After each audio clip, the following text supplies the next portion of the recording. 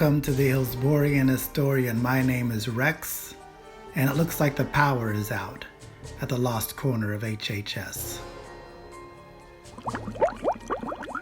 This place is scarier than a pimple on prom night. Well, it's almost midnight, so let's see what the old terrier's got on his history on a platter. Today's topic is Rondo Hatton, the creeper himself. Join me, if you dare, as we uncover the mystery of Rondo Hatton. Hatton was born in Hagerstown, Maryland in 1894, and the family moved several times in his youth. Eventually they settled in Tampa, and Rondo would graduate from HHS in 1913. He was a popular athlete, a star in both football and baseball, and he loved to eat hamburgers. He was also a member of Ye Royal GG, the skull and bones of ancient HHS. Their colors were black and white. Their flower was a sand spur. Their insignia was a skull, and their mascot was a black cat. They also left us a coded message. Can you decipher it?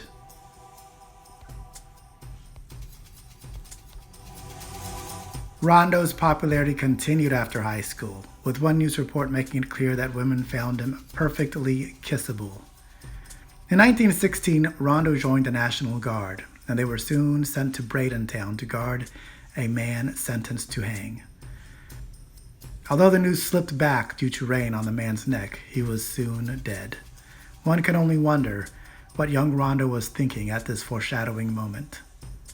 Shortly thereafter, the mythic Revolutionary General Pancho Villa had ordered raids across the border from Mexico into U.S. territory.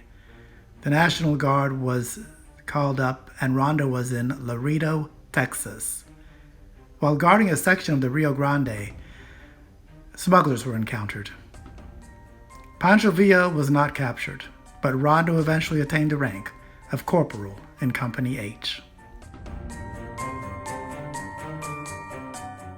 The United States entered World War I in 1917, and in 1918 Rondo was a second lieutenant and took part in the costliest battle of the war, the Meuse-Argonne Offensive.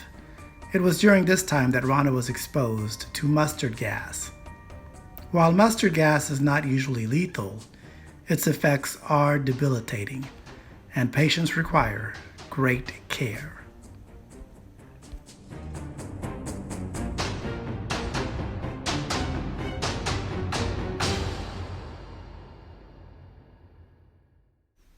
After the war in 1919, Rondo briefly coached the HHS Terrier football team, and by 1920, Rondo was a sports editor for the Tampa Times.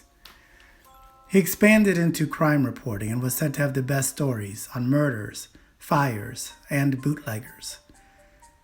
By 1924, former girlfriends would cross the street for fear that Rondo would ask them for a date. The effects of acromegaly were becoming more pronounced. Enlarged hands, feet, nose, lips, and ears, which continued to grow. In 1929, the big news in Tampa was a pre-code movie being filmed locally called Hell Harbor.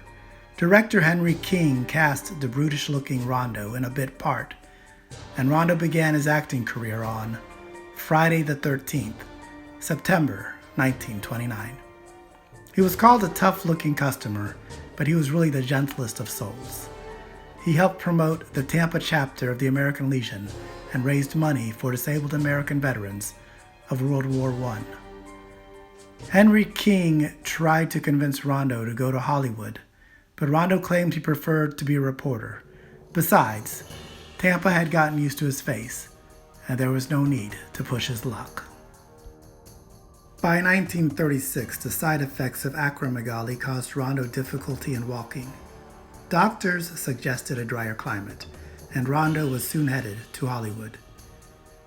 He next starred in a film with Tyrone Power called In Old Chicago, which featured a recreation of the Great Chicago Fire of 1871.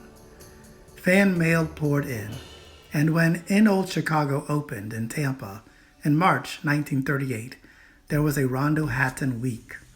At one point it was claimed that Rondo got more fan mail than Shirley Temple. Other parts followed. In 1939, Rondo played an Australian convict in Hal Roach's Captain Fury. He portrayed a peasant vying to be the king of fools in RKO's Hunchback of Notre Dame. And in 1939, he was the subject of Ripley's Believe It or Not. In 1943, Rondo portrayed a member of the posse bent on justice at the end of a noose in the film The Oxbow Incident. One can only imagine if he flashed back to his youth in the National Guard, where he watched a condemned man hang.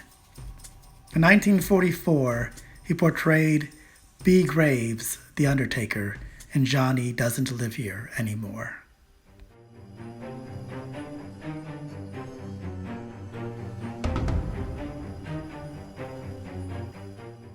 But it was in 1944's The Pearl of Death that Rondo would achieve longevity and fame, as Basil Rathbone's Sherlock Holmes faced off against Rondo Hatton's Creeper, a brute thug who strangled those he targeted with no mercy. Despite the character dying at the end of the film, there was no doubt that this monster would return. Rondo's performance was compared to Boris Karloff and Lon Chaney. Rondo continued to film more movies, but sadly, Rondo Hatton passed away soon after The Pearl of Death. While a service was held in Beverly Hills, it was clear that Rondo wished to remain in Tampa, and he is buried at the American Legion Cemetery. While the life of this great terrier had come to an end, his legacy was only beginning to come to life. In 1946, we see the Creeper return in House of Horrors. And in 1946, we also see The Brute Man released. Here, glimpses into the Creeper's origins are given, and it is learned that he was once a popular football star before becoming disfigured. Art was imitating life. Rondo's legacy would not die. His horror films continue to live on in television. In the 1970s, a Judge Dredd comic book featured face-changing technology, and an homage to Rondo was shown. Later, in Disney's The Rocketeer in 1991, the villain Lothar was clearly based on Rondo Hatton. And in 2002, the Rondo Awards were developed by David Colton, moderator of the Classic Horror Film Board. The Big Red would gain a Rondo in 2017. Amok Time Toys created the Rondo Hatton action figure in 2008. In 2011, a rock band was named after Rondo, and the band leaves an empty chair on the stage with a mic, but it seems that Rondo never shows. And in 2019, The Brute Man and Rondo are the subject of an expansive book by Tom Weaver and Scott Gallinghouse. Naturally, Rondo is in the Hillsborough High School Alumni Association's Hall of Fame. And while his horror legacy continues to grow, his greatest legacy is that Rondo always helped others, sometimes with advice, sometimes financially. The veterans of wars, Tampanians who went to Hollywood, kids in the hospital, students in Tampa. His advice was to persevere daily and that things will be okay.